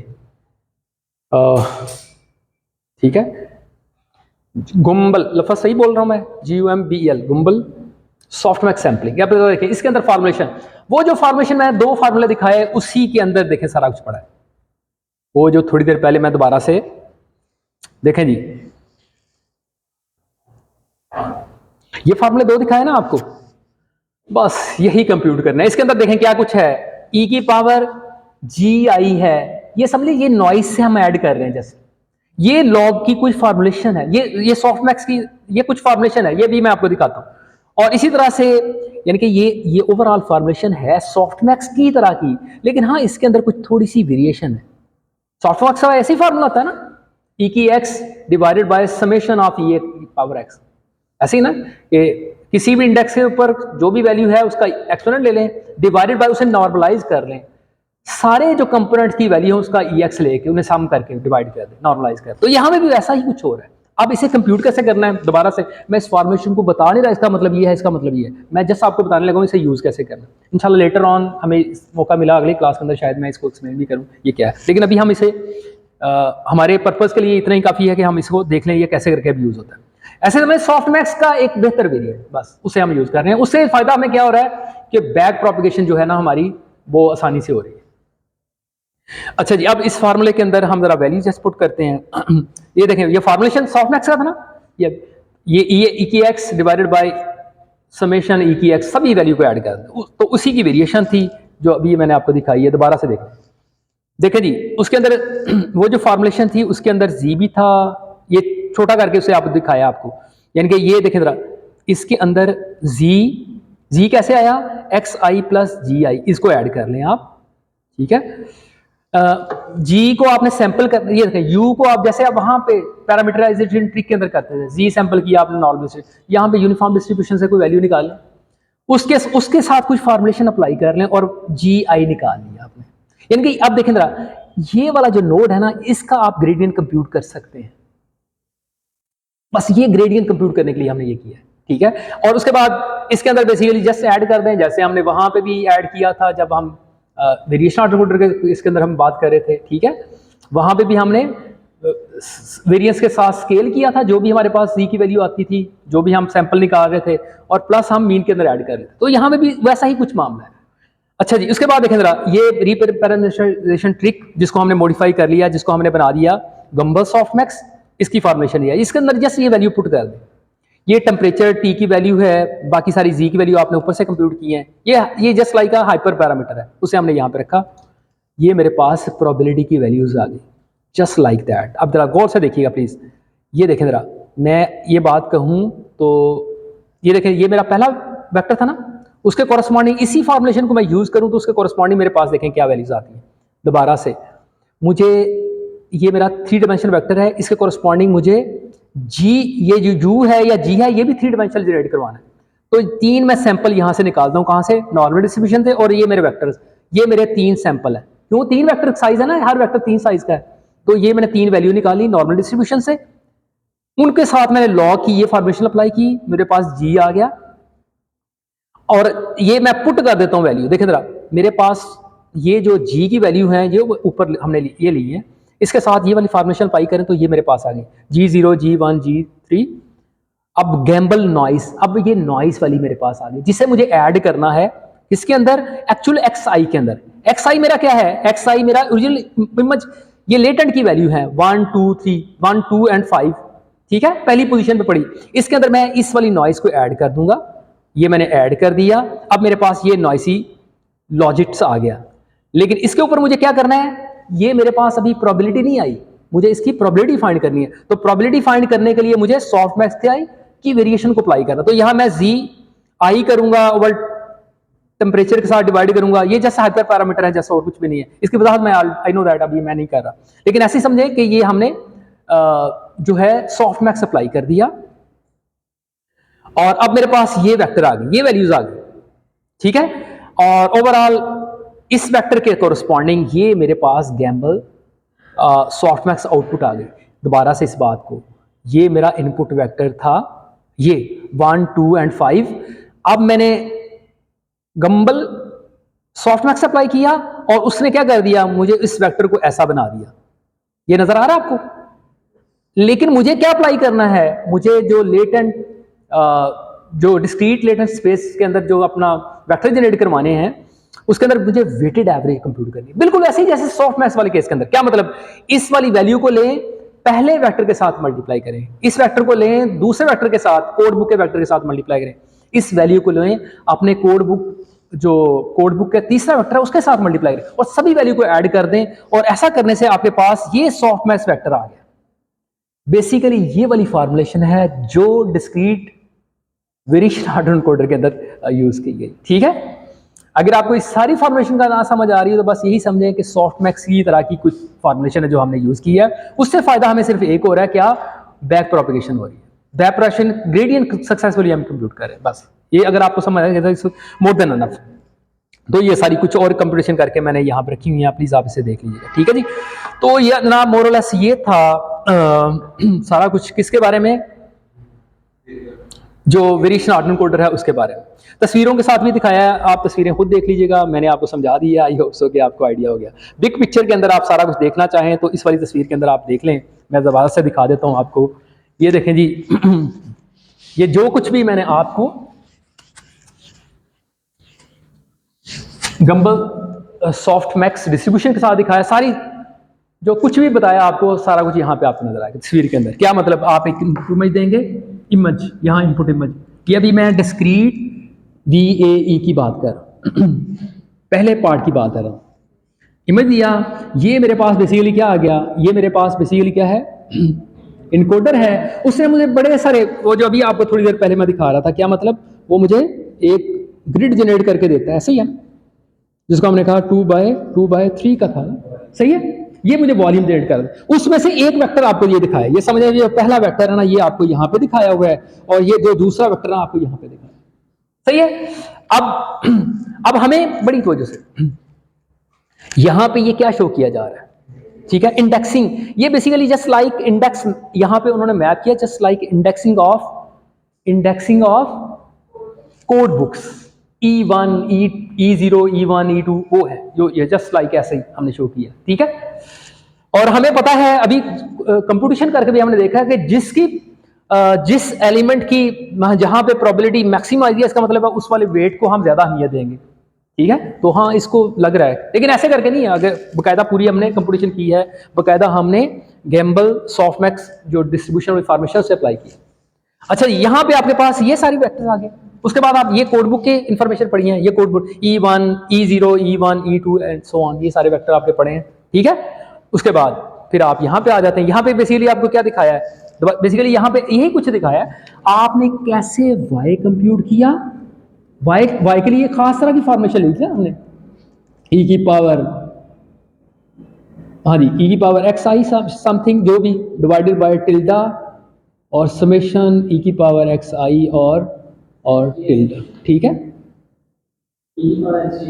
एक्स चले जो भी था, इस तरह से करके फॉर्मेशन है, यानी कि उसके ऊपर अप्लाई करें तो ये वाली वैल्यूज आई, ये वाली वैल्यूज। और उसके बाद आपने क्या किया था, हर कोड बुक को वेटेड एवरेज फाइंड किया ना, सभी को मल्टीप्लाई कर लिया, यानी कि जिसकी सबसे ज्यादा प्रोबेबिलिटी यही दिखाया ना आपको, उसको सबसे ज्यादा इंपॉर्टेंस दे दें। तो हाँ, यही तो हमने किया अभी थोड़ी देर पहले। तो वो जो भी आउटपुट आए वो कहां पे पुट कर दें जी, उनको सम करने के बाद कहां पुट कर दें, जो भी आपका नया वेक्टर है, मतलब क्या, ऐसा करने के बाद यहां पे जो नया आप वॉल्यूम जनरेट करेंगे, ठीक है, यहां पे बेसिकली क्या है, वो जो वेटेड एवरेज कंप्यूट करके ना आप सारे लेटेंट कोड की, यानी कि इस तरह से करके यहां पे वो वैल्यू रखें, और फिर उसके बाद आप दे दें किसको, ये वो, हाँ जी, ये लेटेंट जो डिस्क्रीट लेटेंट स्पेस है, इसे इनपुट दें किसको, हाँ जी, किसको दें, ये किसको दे रहे हैं जी हम, जी डिकोडर को। ये हमें क्या कर रहा है,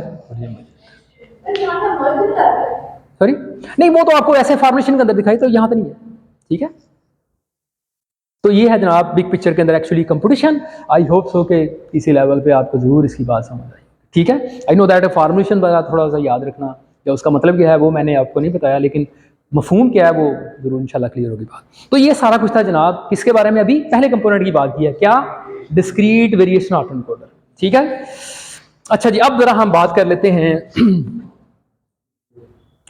दूसरे कंपोनेंट की, जिसका नाम क्या है, ट्रांसफार्मर। दोबारा तस्वीर बड़ी इंपॉर्टेंट है, बड़ी तस्वीर को गौर से देखें। डॉक्टर मुबारक शाह की स्लाइड से मैंने ये तस्वीर ली है, इसको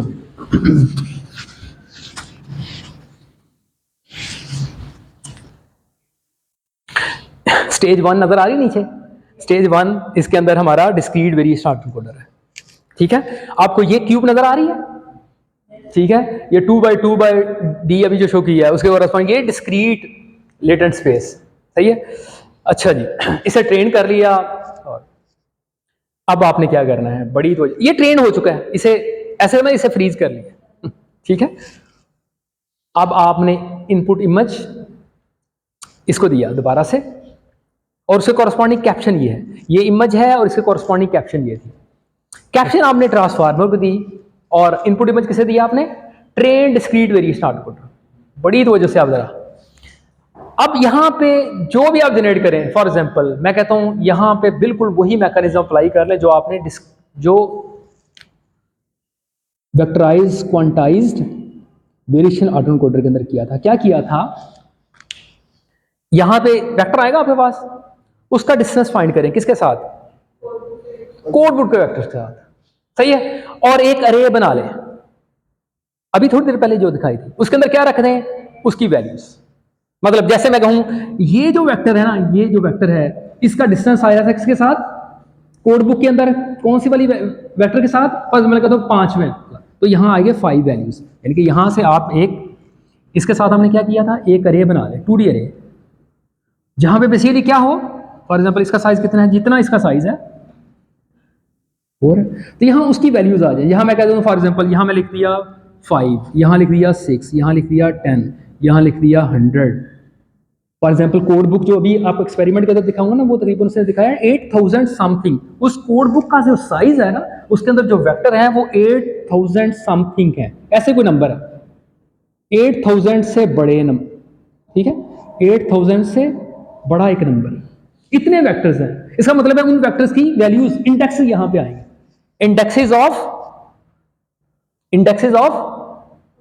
कोड बुक वेक्टर्स, ये आपके पास यहां पे आ गए। बस इतना ही काम करना है, इनको आगे नहीं देना, भी कुछ नहीं करना इसके और, ठीक है। ये मैं स्टेज 2 की बात कर रहा हूं। स्टेज 1 के अंदर आपने ट्रेनिंग कर ली थी इसकी, कैसे, जैसे भी आपको बताया। स्टेज 2 इनपुट इमेज दें और इसे कॉरस्पॉन्डिंग जो भी इनपुट इमेज है इसके इंडेक्सिंग फाइंड कर लें, कंप्यूट कर ली, यानी कि बेस्ट रिप्रेजेंटेशन है ये इनपुट इमेज की, ये जो कोड बुक्स हैं बेस्ट रिप्रेजेंटेशन है, ये फाइंड कर लिया। इनको करें फ्लैटन, फ्लैट करूंगा तो क्या साइज बन जाएगा जी, कितनी वैल्यूज बन जाएगी, कितनी वैल्यू बन, इसको फ्लैट करूंगा तो ये तो कोड बुक है ना 8000 की, कितने 16 वैल्यूज, 16 वैल्यूज का एक वेक्टर बना दे, ठीक है, 16 वैल्यू का एक वेक्टर बना दे, उसके अंदर क्या हों वैल्यूज, ऐसे ही कुछ, फॉर एग्जांपल मैं ऐसे ही कुछ रैंडम डाल देता हूं, लेकिन आप समझ गए इसका मतलब क्या है।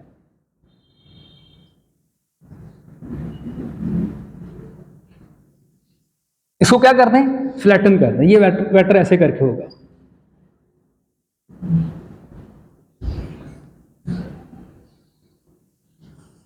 एंड सो ऑन, जैसे आपको नजर आ रहा है, सही है। अच्छा जी, ये वेक्टर बन गया। इनपुट इमेज दी किसको, सॉरी टेक्स्ट कैप्शन किसको दी है, ट्रांसफार्मर को, ट्रांसफार्मर का डिकोडर पार्ट, ठीक है। उसके अंदर हमें पता है डिकोडर पार्ट है या इनकोडर पार्ट है, उसके अंदर बेसिकली क्या है, मल्टीपल सेल्फ अटेंशन लेयर्स हैं, सेल्फ अटेंशन और फीड फॉरवर्ड लेयर्स हैं, और सेल्फ अटेंशन डिटेल से पड़ी हुई है, ठीक है। सिमेंटिक इंफॉर्मेशन हम लर्न कर रहे हैं, आपस में रिलेशनशिप जो है वो लर्न कर रहे हैं टोकन्स का, ठीक है। अच्छा, इनपुट इमेज दिया, इनपुट कैप्शन दिया आपने, वो सारा कुछ, हाँ जी, पोजिशनल कोडिंग दी है, वो हम इसे कैसे टेक्स्ट है उसके कॉरस्पॉन्डिंग हम न्यूमेरिक इंफॉर्मेशन जनरेट करते हैं, फिर पोजिशनल कोडिंग डाल देते हैं, एंड सो ऑन, सारा कुछ ऐसा जैसे ही समझे है इसके साथ।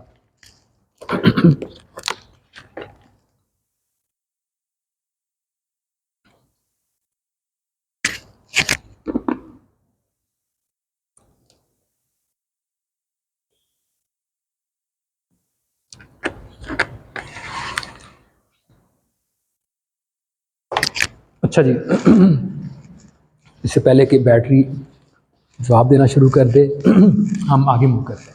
अच्छा जी,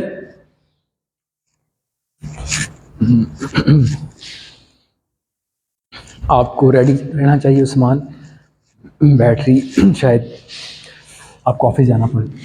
अच्छा जी, इनपुट इमेज, इसके कॉरस्पॉन्डिंग ये टोकन आ गए, ठीक है, कैप्शन के टोकन आ गए, इंटरेस्टिंग बात। और इसके साथ ही ना, ये अभी बोले उसे समझे कुछ भी नहीं है, इसकी जगह पे जस्ट एक मैं ऐसे ही एक लेटर ऐड करता हूँ जिसका मतलब क्या है, स्टार्ट। ये सारी का इसकी इस टेक्स्ट से कॉरस्पॉन्डिंग ये मेरे पास कोड्स हैं, ठीक है। उसके साथ मैंने स्टार डाल। इसका क्या मतलब है, बड़ी तवज्जो से, और मैंने इसे ट्रांसफार्मर को दे रहा हूँ। मैं ट्रांसफार्मर को ये कह रहा हूँ तुमने मुझे जो आउटपुट देनी है ना, वो तुमने मुझे प्रोबेबिलिटी डिस्ट्रीब्यूशन देनी है। ऐसे तो मैंने आउटपुट पे सॉफ्टवेयर लगा दिए, ठीक है। और एक वक्त के अंदर मुझे वो क्या जनरेट करके देगा, एक वेक्टर देगा, ठीक है। ठीक, ये बात समझ आ रही है। अब मैं, या दूसरे ऐसे समझे, जो आउटपुट मुझे देगा ना वो एक इंडेक्स देगा, यानी कि मैं किसी तरह से एक इंडेक्स जो है ना वो कंप्यूट करूंगा। जो भी आप इनपुट देंगे उसके कॉरस्पॉन्डिंग मैं एक इंडेक्स कंप्यूट करूंगा। अच्छा, मजे की बात, इसे मैं ट्रेन इस तरह से करके कर रहा हूं कि तुमने जो मुझे इंडेक्स देना ना, वो इंडेक्स बेसिकली किसका हो, वो मेरी इस कोड बुक का हो। और इंपॉर्टेंट बात, वो किस तरह के करके हो, और वो इंडेक्स होना कौन सा चाहिए, वो 10 होना चाहिए। क्या मतलब, मैं तुम स्टार्ट करो, यानी कि ट्रांसफार्मर ये ऑटो अग्रेसिव वे से, क्या मतलब जैसे चैटजीपीटी है एक के अंदर एक वर्ड जनरेट करता है, उस तरह से तुम्हें मैं टेक्स्ट दूंगा तो तुमने एक टोकन, तुमने एक इंडेक्स जो है वो मुझे जनरेट करना है। वो इंडेक्स बेसिकली किसका है, वो इंडेक्स किसका है, कोड बुक। और वो होना कौन सा चाहिए, मजे की बात, वो कौन सा होना चाहिए, वो कौन सा होना चाहिए जी, वो जो हमें अभी थोड़ी देर पहले हमने इंडेक्स रखे, ठीक है, जो डिस्क्रीट रिप्रेजेंटेशन हमने रखी अभी, क्या रखी थी पहली, यहाँ वैल्यू क्या थी पहली, ये 10 थी, ये क्या थी 6 थी, ऐसे थे ना कुछ। शाबाश, बिल्कुल। हमने देखें, अगर ये वैल्यू इसके साथ मैच होती है, just like a cross entropy function की तरह, जैसे हमने क्रॉस एंट्रोपी फंक्शन को ट्रेन करना, तुम्हारी आउटपुट इसके साथ मैप होती है तो इट्स फाइन, अगर नहीं होती तो लॉस बड़ा है। क्या मतलब, हर सूरत हम अब ये चाहते हैं कि तुमने जो आउटपुट प्रोड्यूस करनी है वो क्या होनी चाहिए, 10। बड़ी तवज्जो से इस बात को सुनिए प्लीज। अब 10 उसने आउटपुट फॉर एग्जांपल कर दी है या नहीं की, नेक्स्ट मैं अब बिल्कुल देखें, ये जो अभी मैं बता रहा हूं, जैसे अगर आपको याद है कि नहीं, जैसे कैप्शन जनरेशन वाला मामला था ना, टीचर फोर्स्ड ट्रेनिंग जैसे हम कर रहे हैं, क्या मतलब, अब मैं नेक्स्ट इसके साथ जो टोकन लगाऊंगा ना, क्या है, ये स्टार्ट वाला तो था ही था, अब मैं अगला टोकन कौन सा लगाऊंगा, यहां मैं खुद लिखूंगा, मुझे पता है क्या है 10। बेसिकली मैं कर क्या रहा हूं, मैं ट्रांसफार्मर, बड़ी तो जैसी बात सुनिएगा, मैं कर क्या रहा हूं, मैं नेक्स्ट टोकन जो है, नेक्स्ट इंडेक्स जो है किसका, कोड बुक का, वो मैं जनरेट करवाने की कोशिश कर रहा हूं। इसको मैं ट्रेन इस तरह से कर रहा हूं कि हर सूरत ये मुझे इससे नेक्स्ट टोकन जनरेट करके दे। क्या मतलब, अब मेरी इनपुट ये है, ये आपको नजर आ, ये मुझे टेक्स्ट की सारा इन्फॉर्मेशन है, प्लस ये दो इन्फॉर्मेशन आ गई, ये स्टार्ट की इन्फॉर्मेशन अभी थोड़ी पहले डाली थी, उसके बाद उसने मुझे 10 दिया, 10 दिया या नहीं दिया। मैं फोर्सफुली कर रहा हूं कि अब तुमने मुझे क्या जनरेट करके देना है, क्या जनरेट करना चाहिए इसे, 3। ये जैसे 3 आएगा, आपको नजर आ रहा है, ये लूप हम पीछे भी लगा रहे हैं। क्या मतलब, अब इसके साथ एम्बेड क्या होता है, ये सीक्वेंस कैसे बन जाए, ये सीक्वेंस के साथ आ जाए 3। अब इसे नेक्स्ट क्या जनरेट करना तुमने, 6 के साथ कंपेयर करूंगा, 6 है कि नहीं है, तो ठीक है, इट्स फाइन, लॉस कम आएगा, 6 नहीं है तो लॉस बड़ा आएगा। लेकिन अब मेरा जो इनपुट सीक्वेंस है वो उसके अंदर इनपुट क्या आ जाएगी, इनके वो मेरा सीक्वेंस जो वेक्टर है इस तरह से बढ़ता जा रहा है। वो कितना होगा, हाँ जी, कितना साइज होगा उसका, जितना वेक्टर का साइज है। फॉर एग्जाम्पल मैं कहता हूं यहां आउटपुट आई है 32/32 बाय समथिंग, डेप्थ है उसकी, तो साइज क्या आएगा इस वेक्टर का, इस फीचर, हाँ जी, इसको मल्टीप्लाई कर लेना जी, 6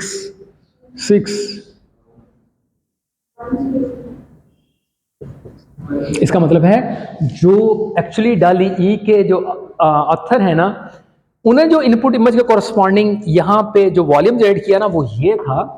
इसका क्या मतलब है, उसके कॉरस्पॉन्डिंग जो वेक्टर था ना वो ये था।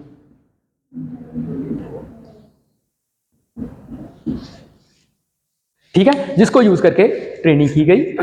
अच्छा, अब जरा हम बातों को अच्छा, ये बात समझ आ गई।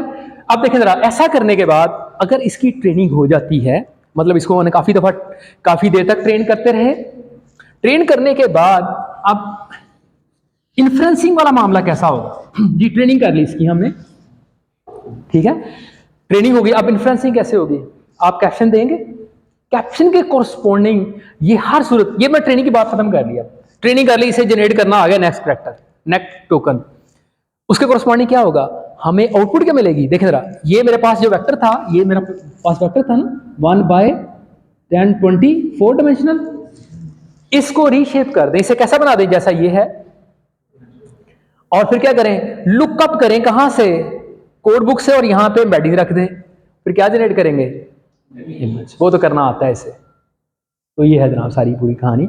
अब मैं एग्जांपल के साथ ना, अभी ट्रांसफार्मर के लिए बात पूरी नहीं हुई, अब मैं उससे थोड़ा सा एक्सप्लेन कर देता हूं। और ये देखें जी, यही बात आपको बताई है, यहां पे भी हमने ऐसे करके ही ये इनपुट आ रही थी, ठीक है।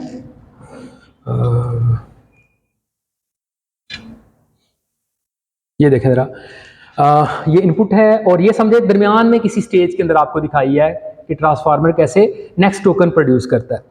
यहाँ पे हमने बता दिया कि वो प्रोबेबिलिटी डिस्ट्रीब्यूशन होती है, ठीक है। तो प्रोबेबिलिटी डिस्ट्रीब्यूशन से जो मैक्सिमम वैल्यू है ना, वो वाला टोकन हम उठा लेते हैं, जैसे यहाँ पे ये है, ठीक है। जैसे यहाँ पे ये वाला हमने कहा 3 इंडेक्स, ठीक है, लेटेंट वेक्टर की ये बात समझ आ रही है मेरी कि नहीं, ठीक है, वो हमने उठा ली। और इसका मतलब क्या हुआ कि नेक्स्ट फिर दोबारा से हमने इनपुट क्या इसे देनी है जी, यहाँ पे इनपुट क्या आएगी इसे 2, सही है। 2 के बाद हम चाहेंगे जो अगला नेक्स्ट टोकन है वो उससे जनरेट करें। बात समझ आ रही है, ठीक है। तो इस तरह से इसकी ट्रेनिंग है। अच्छा, मैं दोबारा से एक दो चीज़ें और यहाँ पे हाईलाइट करूँ। ये तो इनपुट देना है, इसकी दोबारा से ये मैंने डाली, ई के जो ऑथर हैं उसकी बताया, उन्होंने ये स्पेस यूज़ की है जो इनपुट स्पेस थी। लेकिन जो हमारे पास कोड बुक है ना, कोड बुक, उसका साइज मैंने क्या बताया, एक्चुअली कोड बुक के अंदर E1 E2 वो तकरीबन 8000 से भी कुछ ज्यादा नंबर था। इसका मतलब क्या है, ये जो प्रोबेबिलिटी डिस्ट्रीब्यूशन हो रही है ना, देखें जरा, ये है E0 E1, इसका मतलब क्या है, जो आउटपुट वेक्टर है ना, ये 8000 डायमेंशनल है। जैसे हमारे इस वाले केस के अंदर यहां पे कितने थे ई वेक्टर रखे हमने, कितने रखे थे, जितने भी थे 3 थे फॉर एग्जांपल, तो 3 आउटपुट आ रही थी। यानी कि जितने वेक्टर्स होंगे उतने की प्रोबेबिलिटी बतानी है आपने, किस इंडेक्स के साथ मैप हो रहा है। जैसे मैं कहूं 8000, तो इसका मतलब 8000 प्रोबेबिलिटी डिस्ट्रीब्यूशन की वैल्यू आएंगी, प्रोबेबिलिटीज की वैल्यू आएंगी 8000, और उनमें से कौन सी पिक करनी है आपने, उसमें से कौन सी पिक करनी है, कौन सा वाला कोड बुक लेना है जो हाईएस्ट है। जैसे इस वाले केस के अंदर हाईएस्ट कौन सा वाला है जी, प्रोबेबिलिटी किसके हिसाब से बड़ी है, ठीक है 1 पर। इस 2 वाले इंडेक्स को, वो वाला कोड बुक को लेना है आपने। ये मेरी बात समझ आई, यानी अब इसको नेक्स्ट एज इनपुट देना है यहाँ पे अब ये इनपुट क्या आ जाएगी 2, ठीक है। तो ये बातें थी जनाब। अब मेरा ख्याल है, इससे मैंने सूडो कोड भी लिखा हुआ है। अच्छा जी, दोबारा से इस बात को, ये स्टेप नंबर 3 जनरेट कर लिया, चौथे के अंदर फिर हम इसी को फीड करेंगे और फिर उसके बाद हम आउटपुट ले लेंगे, ठीक है। ये बात मैं बता चुका हूँ आपको। अच्छा, यहाँ पे ना मैंने एक एग्जांपल शो किया, ज़रा इसको ज़रा देख लें, होप सो कि अगर किसी को कन्फ्यूजन है तो इंशाल्लाह इससे ओवरकम हो जाएगी। ये देखें जी, ये इनपुट स्ट्रिंग है मेरे पास, इस इनपुट स्ट्रिंग के कॉरस्पॉन्डिंग आपको नज़र आ रहा होगा, होप सो के ये मेरे पास कैप्शन है, इसके कॉरस्पॉन्डिंग ये उसके टोकन है। आगे क्या किया हमने, ठीक है, ये उसकी ये न्यूमेरिकल वैल्यूज हैं, ठीक है, टोकन्स की न्यूमेरिकल रिप्रेजेंटेशन। और उसके बाद फिर हमने क्या किया, ये बताया आपको कि फॉर एग्जांपल 4x4 डायमेंशनल जो है वो ग्रिड है, और यहां पे आपको क्या दिखाएंगे, ये क्या है, ये शब्द बताएंगे, ये क्या चीज है 4x4, ये क्या पड़ा है 16 वैल्यू क्या है, ये कोड बुक के इंडेक्स है, ठीक है, कोड बुक के इंडेक्सेस हैं, ये इधर पड़े हैं। और नेक्स्ट क्या है जी, ये हमें पता है वोकैबुलरी साइज इतना बड़ा है, तो इसका मतलब है ट्रांसफार्मर जो आउटपुट वेक्टर जनरेट करेगा ना, वो 8192 डायमेंशनल वेक्टर जनरेट करेगा, ठीक है। इस बात को प्लीज आपने ज़हन में रखना है, ये डाली ई वालों ने ऐसा ही किया था। अच्छा जी, अब जरा देखें जरा, कंप्यूट द इनपुट, ये अब हम क्या करने लगे हैं, कंबाइन करने लगे हैं, किसको, इनपुट कैप्शंस को, कि न्यूमेरिक वैल्यू को, और हमारा जो हमारा कोड बुक का इंडेक्स है उसको। स्टार्टिंग पे हम क्या रखेंगे, ये देखें जरा, लेट एंड स्टार्ट, ये ऐसे रखा हमने, और इसके कॉरस्पॉन्डिंग क्या करेगा वो, अब ट्रांसफार्मर क्या करेगा, उसके पार्ट को देख रही, ये वैल्यू प्रोड्यूस कर रहा है कितनी 8100, ये प्रोबेबिलिटी डिस्ट्रीब्यूशन। इसमें से हमने कौन सी पिक करनी है, जो सबसे आई है, फॉर एग्जांपल ये पहली वाली है, इसका मतलब है ये वाला इंडेक्स आप, ये पहला इंडेक्स है, इसे इनपुट दे देंगे किसको, ट्रांसफार्मर को, यानी कि स्टार्ट से प्लस अगला ये इंडेक्स इनपुट हो जाएगा, ठीक है। और ये जो लॉस फंक्शन है क्रॉस एंट्रोपी को हम बार बार यूज कर रहे हैं कि इनपुट जो हम चाह रहे हैं यानी कि जो हमारी आउटपुट है उसके साथ मैच होती है कि नहीं, अगर मैच होती है तो लॉस छोटा, अगर मैच नहीं होती तो बड़ा लॉस, ठीक है। अच्छा जी, and so on. I hope so कि आपको अंदाजा हो गया कि ये किस तरह से काम कर रहा है। तो इस तरह से हम जनाब जो है ना सैंपल जो है वो सीक्वेंस ये जनरेट कर रहे हैं। तो रिकंस्ट्रक्शन कैसे होगी, ये जो आउटपुट वेक्टर होगा इसको रीसाइज कर, इसको रीशेप कर दें और फिर रीशेप करने के बाद लुकअप करें कहाँ से, कोड बुक से, और फिर आप अब मैडिंग बना दें, लेटेंट जो वॉल्यूम है, डिस्क्रीट वॉल्यूम जब वो बनाएं, वो इनपुट देंगे इसको डिकोडर को। तो इस तरह से आप आउटपुट जनरेट करवा लेंगे, ठीक है। अच्छा जी, दोबारा से अगर फिर आपकी तसल्ली ना हुई हो तो मैं फिर आपको सूडो कोड भी शो कर सकता हूँ, ठीक है। ये स्टेज 2 का सूडो कोड अगेन कुछ एग्जांपल यहाँ पे लिख दी हैं। थैंक्स टू चैटजीपीटी, ये वहाँ से मैंने कुछ मेहनत करके ना उससे ये चीज़ें लिखवाई तो उसने मेरे लिए लिख दी। तो ये देखें ज़रा, ये देखें जी, ये मेरे पास एक सादा सी एग्जांपल, यहाँ डायरेक्ट टोकन्स की न्यूमेरिक वैल्यू लिख दी है, यहाँ मैंने कोड बुक की कुछ इंडेक्सेस लिख दी हैं, ठीक है, और ये स्पेशल टोकन ले लिया है। अब देखें ज़रा, यहाँ पे मैं क्या कर रहा हूँ, स्टार्ट पे हमें इनपुट सीक्वेंस बनाना है ना, उसके साथ क्या लगा देंगे, लेटेंट स्टार्ट लगा देंगे, ठीक है। और ये मेरा टारगेट सीक्वेंस है, क्या मतलब मैं चाहता हूँ ये जनरेट हो, क्या मतलब लेटेंट कोड ये जनरेट करवाना चाह रहे हो, ऐसे ही है ना, यही टारगेट है ना, यही जनरेट करवाना था, ये हमें इनकोडर ने दिया हुआ है। सॉरी, ये हमारा जो डिस्क्रीट वेरी स्टार्टर इनकोडर का जो हमने दरमियान में से लेटेंट स्पेस बनाई थी उसके अंदर जो कोड बुक के इंडेक्स थे वो है बेसिकली, ये हम जनरेट करवाना चाह रहे हैं। यहाँ पे हमने ये टारगेट रख दिया और ये देखें यार, ट्रेनिंग लूप आपको सूडो कोड दिखाया बेसिकली। ट्रांसफार्मर बेसिकली क्या करेगा, इनपुट सीक्वेंस को लेगा और उसके कॉरस्पॉन्डिंग हमारे पास में लॉजिक्स वैल्यू, सिंपल वैल्यू देगा। उसके ऊपर हम फिर क्या करेंगे, बेसिकली प्रोबेबिलिटी डिस्ट्रीब्यूशन अप्लाई करने के बाद मैक्सिमम वैल्यू जो है वो फाइंड करेंगे। मैक्सिमम वैल्यू कॉरस्पॉन्डिंग जो भी इंडेक्स है उसको एज अ इनपुट दे देंगे, किसको, ट्रांसफार्मर को। तो यही बात यहाँ पे लिखी है। और फिर हम लॉस फंक्शन यूज करेंगे और लॉसेस को ऐड करते जाएंगे। और फिर देखें जरा, अब जो हमारा इनपुट सीक्वेंस है वो भी मॉडिफाई होगा। अब उसके साथ अपेंड करेंगे क्या, एक और टोकन, नेक्स्ट टोकन, ठीक है, जो भी आपने ग्राउंड। अच्छा, इंपॉर्टेंट बात क्या है, ये टीचर फोर्स लर्निंग कर रहे हैं हम, जैसे हमने कैप्शन जनरेशन के अंदर किया था कि ये नहीं कि जो उसने जनरेट किया वही ऐसा ऐसे दे दें, वो तो गलत होगा स्टार्ट पे। तो फिर आपने टीचर फोर्स लर्निंग करनी, क्या मतलब, जो एक्चुअली ग्राउंड होता है वो आपने इनपुट देना स्टार्ट पे। At the time of influencing वो नहीं करना आपने, ग्राउंड ट्रूथ नहीं देना, लेकिन at the time of training आपने हर दफा नई इनपुट जो है, नया सीक्वेंस जो देना है उसके अंदर ग्राउंड ट्रूथ को इम्पेड करना है आपने, जैसे यहाँ पे आपको दिखाया। तो ये कोड दिखाने का मकसद ये था कि चीज़ें ज़्यादा क्लियर हो जाएं, कोई चीज़ रह ना जाए। और उसके बाद फिर जनाब इसको हम बैक प्रोपिगेशन करेंगे और सो ऑन, ठीक है जी। ये सारी चीज़ें। अब ज़रा हम थोड़ी सी इसकी करेक्टरिस्टिक की बात कर लेते हैं। आर्किटेक्चर देखें ज़रा जी, BE जो है बाइट पेयर्ड इनकोडिंग जो है वो यूज़ की गई है in order to generate the numeric value corresponding to text. और वो जो है उसकी जो न्यूमेरिक रिप्रेजेंटेशन जो है किसी टेक्स्ट की ना, उसकी वोकैबुलरी इतनी यूज़ करता है। कौन यूज़ करता है, ये एल्गोरिथम जिसका नाम है बाइट पेयर इनकोडिंग एल्गोरिथम, ठीक है, इसको यूज़ किया था ऑथर ने, ठीक है। इसके अंदर उन्होंने कहा है जो कैप्शन की मैक्सिमम नंबर ऑफ टोकन है ना वो 256 होने चाहिए। अब मैं आपको डाली ई की एक्चुअली स्पेसिफिकेशन बता रहा हूँ जो उन्होंने एक्सपेरिमेंट के अंदर यूज़ की। अच्छा, उसके बाद फिर क्या है जी, इमेज के जो टोकन है ना, जो लेटेंट स्पेस थी वो 32x32 थी। ये बात समझ आ रही है ना, थोड़ी देर पहले भी आपको बताया। और उसके बाद फिर जो सेल्फ अटेंशन लेयर थी वो 64 थी, 64 सेल्फ अटेंशन लेयर्स, ठीक है, जहाँ पे आपको अंदाजा हो रहा है कितना कम्प्लेक्स आर्किटेक्चर जो उन्होंने यूज़ किया। और कितने हेडर, 64 हेडर यूज़ किए, ठीक है। और उसके बाद देखें नंबर ऑफ पैरामीटर कितने थोड़े से हैं 12 बिलियन। 62 अटेंशन हेड्स हैं, नंबर ऑफ लेयर जो है अटेंशन लेयर जो वो 64 है, ठीक है। अच्छा जी, इसका मतलब है इतना बड़ा मॉडल है तो उससे तो हम नहीं चला सकते, लेकिन अभी मैंने लिंक इसमें शेयर किया, शायद सुबह आप लोगों को भी शेयर किया। आप इसका मिनी वेरिएंट भी है जिसको आप ट्रेन कर सकते हैं अपने जीपीयू पे। चैट से मैं पूछा बताओ कि इसके लिए कितनी स्पेस चाहिए, उसने 8 GB मेमोरी भी काफ़ी है। एनी हो, मैं उसकी जो बात बताई ऐसा जैसे ही मेक श्योर आपने प्लीज़ करना है। लिंक मैं आपको शेयर कर रहा हूँ की टिप का, आपने उसे यूज़ कर सकते हैं। अच्छा जी, इसी तरह से कुछ और चीज़ें भी ये मैंने टेक्स्ट कर दी है, सारा कुछ आप यहाँ से पढ़ लीजिए कि इसका क्या मतलब है। अच्छा, ये ट्रेनिंग के लिए डाटा कौन सा यूज़ किया देखें ज़रा, विकिपीडिया इमेजेस है और प्लस FCC 100 मिलियन प्लस, ये 2 डेटासेट, हाँ जी, प्लस ये फ्लिकर डेटासेट है, उसी का वेरिएंट है बेसिकली, उसका बेहतर वर्जन है। इन 2 डेटासेट को यूज़ किया ट्रेनिंग के लिए। पेयर इमेजेस हैं बेसिकली, इसके अंदर क्या है, कैप्शंस हैं और उसके कॉरस्पॉन्डिंग इमेजेस हैं, इस पर ट्रेन किया और इस वाले फिल्टर को अप्लाई किया। दरमियान में फॉर एग्जांपल कोई कैप्शन बड़ी छोटी है उसे इग्नोर कर दिया, इंग्लिश नहीं है उसे भी इग्नोर कर दिया, डेट्स वगैरह लिखी अगर किसी कैप्शन के साथ आती है उसे भी इग्नोर कर दिया। और अगर फॉर एग्जांपल किसी इमेज के अंदर जो एस्पेक्ट रेशियो है वो बड़ी एक्सट्रीम है, क्या मतलब कोई इमेज बड़ा ही पतला सा है, ठीक है, या एक इमेज है बहुत ही लंबा सा है, हाइट उसकी बहुत ज़्यादा है, तो ऐसे इमेजेस को निकाल दिया उन्होंने।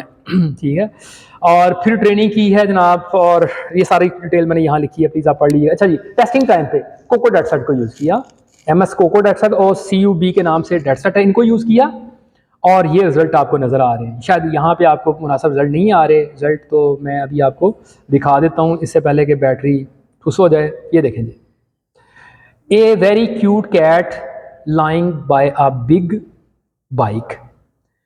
उन्होंने दिखाए हैं different comparison with different models. देखें ज़रा, जूम आउट कर दूं, कंट्रोल, ठीक है जी। ये देखें ज़रा, ये रिजल्ट नज़र आ रहे हैं आपको। ये गैन्स के भी डिफरेंट वेरिएंट्स हैं जो कैप्शन के कॉरस्पॉन्डिंग में जनरेट करते हैं। उन्होंने दिखाया है कि जो हमारा मॉडल है ना, ये देखें, ये बेस्ट रिजल्ट बता रहा है। एक और कैप्शन है उसके कॉरस्पॉन्डिंग उन्होंने दिखाया है डिफरेंट मॉडल को कंपेयर करके। प्लीज़ आप अपनी रिसर्च के अंदर भी आपने ऐसा ही कुछ करना होगा, कंपैरेटिव एनालिसिस हमेशा आप करेंगे, देन आप अपने आप को बताएंगे वी आर द बेस्ट या आई एम द बेस्ट। ठीक है, तो ये जैसे ये है China airplane on the ground eight an airport with baggages car near by. ठीक है, तो ये देखें इस वाले मॉडल ने सबसे बेहतर रिजल्ट दिए जो ये डाली ई है as compare to the other models. ठीक है, इसी तरह से ये वाली कैप्शन भी है। ठीक है, जैसे आपको यहाँ पे कुछ नज़र आ रहा है, कुछ रिजल्ट और भी हैं, जैसे यहाँ मैं आपको दिखा दूँ, ये कुछ कैप्शन है उनके कॉरस्पॉन्डिंग कुछ रिजल्ट आपको नज़र आ रहे हैं। ठीक है, तो अब इसे वैल्यूट करना है तो किसको यूज़ कर लें, बस जी। होप सो किसी लेवल पे चीज़ें इंशाल्लाह ज़रूर समझ आई होंगी। ठीक है, तो इसके साथ ही लेक्चर जो है, कोई सवाल है तो करें प्लीज़। ठीक है, इम्प्लीमेंटेशन की हुई है, प्लीज़ आप उसे ज़रूर देखिएगा। उसका मैंने लिंक, मेरा ख्याल है आप लोगों को ये, ठीक है। अच्छा, बल्कि मैंने एक प्री ट्रेन मॉडल, मुझे याद आ रहा है कि मैंने उसे रन भी किया, उसके रिजल्ट को खातर खार नहीं आया, तो इस वजह से मैं आपको दिखा नहीं रहा। लेकिन एनी हो, आई नो ये इसी मॉडल, ये जो मैंने अभी मिनी आपको डाली का मिनी वेरिएंट जो आपको दिखा रहा हूँ, इसको मैंने, इसका टेस्टिंग कोड मैंने देखा था, उसके रिजल्ट मैंने कुछ देखे जो कि मुझे बहुत कन्विंसिंग नहीं लगे, इस वजह से मैंने इसको बहुत हाईलाइट नहीं किया। बाहर मैंने ट्रेनिंग नहीं की तो मुझे क्या पता इसने रिजल्ट क्या दिखा। ये देख लो, जैसे मैंने ये वाली अभी आप स्टेटमेंट लिखी ना, इसको मैंने कहा कि तुम मुझे ना कैट का इमेज, ये क्या लिखा, a cat sitting on a chair, ये मैंने इसे लिखा, तो इसके कॉरस्पॉन्डिंग ये देखें, इसने ये इस तरह के मेरे पास, यकीनन बहुत अच्छी क्वालिटी की नहीं है, ज़ाहिर है मैंने इसे ट्रेन नहीं किया, लेकिन सीम टू वेरी कन्विंसिंग। ठीक है, तो देखें कैसे ज़बरदस्त आप इमेज जनरेट कर पाए। ठीक है, किसी को कैट पसंद नहीं आ रही और तो प्लीज़ आप इसे ट्रेन करें कैट के इमेजेस पे। तो हाँ, ज़ाहिर है उसे हमने, मुझे नहीं पता वो ट्रेन कैसे ही किया इस मॉडल को, जस्ट इसकी टेस्टिंग कोड मुझे मिला तो उसे मैं आपको दिखा रहा हूँ। ठीक है, तो ट्रेनिंग कोड लिंक मैंने शेयर कर दिया, प्लीज़ उसे आप ट्रेन करें और फिर देखें क्या होता है। ठीक है जी, चलिए इसके साथ ही लेक्चर 1, कोई सवाल है तो कर लें प्लीज़, चले।